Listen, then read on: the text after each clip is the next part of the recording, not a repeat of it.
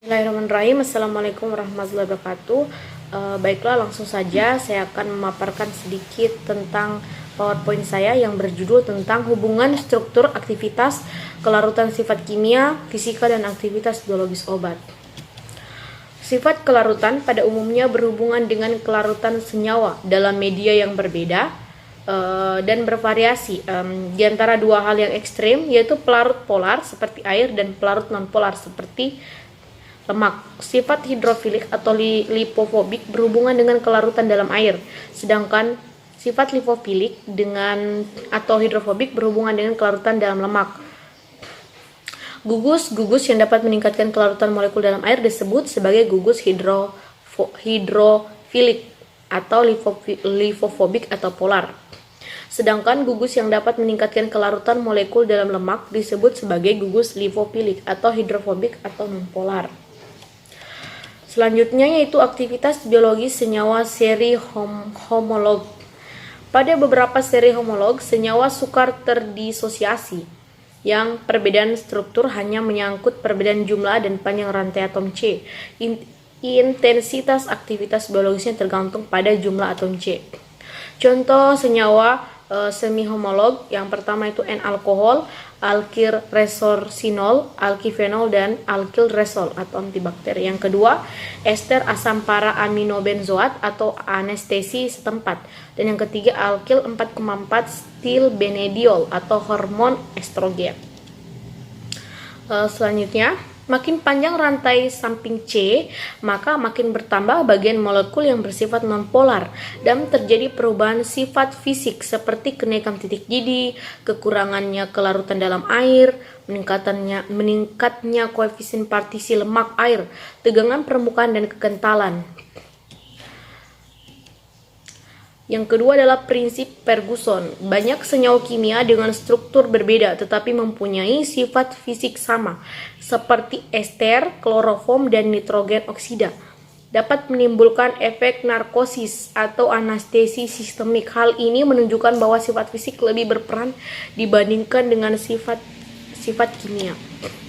Menurut Ferguson, kadar molar toksis sangat ditentukan oleh keseimbangan distribusi pada fase-fase heterogen, yaitu fase eksternal yang kadar senyawanya dapat diukur, dan biofasa. Ferguson menyatakan bahwa sebenarnya tidak perlu menentukan kadar obat dalam biofasa atau reseptor, karena pada keadaan kesetimbangan kecenderungan obat untuk meninggalkan biofasa dan fase eksternal adalah sama. Walaupun kadar obat dalam masing-masing fasa mungkin berbeda, kecenderungan obat untuk meninggalkan fasa disebut sebagai aktivitas termodinamik. Selanjutnya, berdasarkan model kerja farmakologisnya, secara umum dapat dibagi menjadi dua golongan, yaitu senyawa berstruktur tidak spesifik dan senyawa berstruktur spesifik.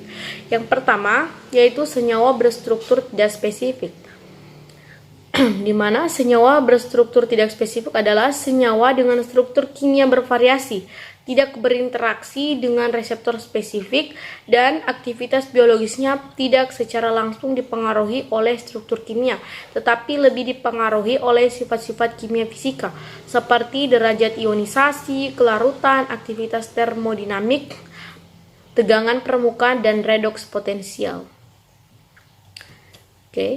Senyawa berstruktur tidak spesifik menunjukkan aktivitas fisik dengan karakteristik yang pertama, efek biologis.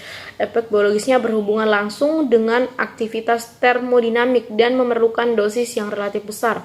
Yang kedua, walaupun perbedaan struktur kimia besar, asal aktivitas termodinamik hampir sama akan memberikan efek yang sama. Ketiga, ada kesetimbangan kadar obat dalam biofasa dan fasa eksternal. Keempat, bila terjadi kesetimbangan, aktivitas termodinamik masing-masing fasa harus sama.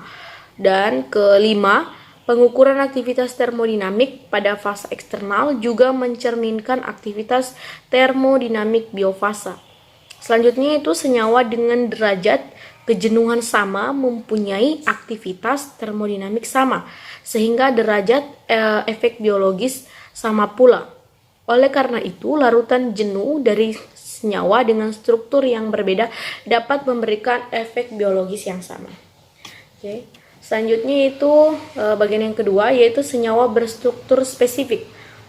Senyawa berstruktur spesifik adalah senyawa yang memberikan efeknya dengan mengikat reseptor atau aseptor yang spesifik.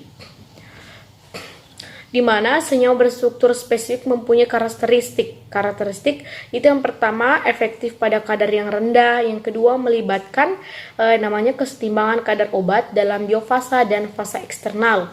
Yang ketiga melibatkan ikatan-ikatan kimia yang lebih kuat dibandingkan ikatan pada senyawa yang berstruktur tidak spesifik. Yang keempat, pada keadaan kesetimbangan aktivitas biologisnya maksimal. Yang kelima, sifat fisik dan kimia sama-sama berperan dalam menentukan efek biologis. Selanjutnya, secara umum mempunyai struktur dasar karakteristik yang bertanggung jawab terhadap efek biologis senyawa analog. Dan yang terakhir, sedikit perubahan struktur dapat mempengaruhi secara drastis aktivitas biologis dari obat tersebut. Contoh obat berstruktur spesifik antara lain seperti analgesik, yaitu contohnya morfin. Golongan antihistamin contohnya difenhidramin, diuretik penghambat monoamin oksidase, contohnya seperti obat acetazolamid dan beta adrenergik, yaitu contoh obatnya salbutamol. Selanjutnya, pada slide selanjutnya yaitu ionisasi. Obat bersifat asam atau basa karena ada yang mempunyai aksi biologis dalam bentuk molekul dan ion. Contohnya asam lemak, turunan asam barbiturat, basa lemah, yaitu kokain. Yang kedua, aksi obat terjadi dalam sel atau membran sel. Pembentukan kelat. Kelat, senyawa kombinasi suatu dorong elektron ion logam, membentuk namanya suatu struktur cincin. Donor elektron ligan, kelat menurunkan atau menghilangkan efek toksis logam.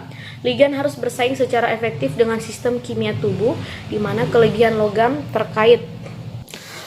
Mungkin itu saja yang dapat saya sampaikan. Lebih dan kurangnya mohon dimaafkan. Dan saya akhiri dengan ucapan wabillahi taufiq wal hidayah. Wassalamualaikum warahmatullahi wabarakatuh.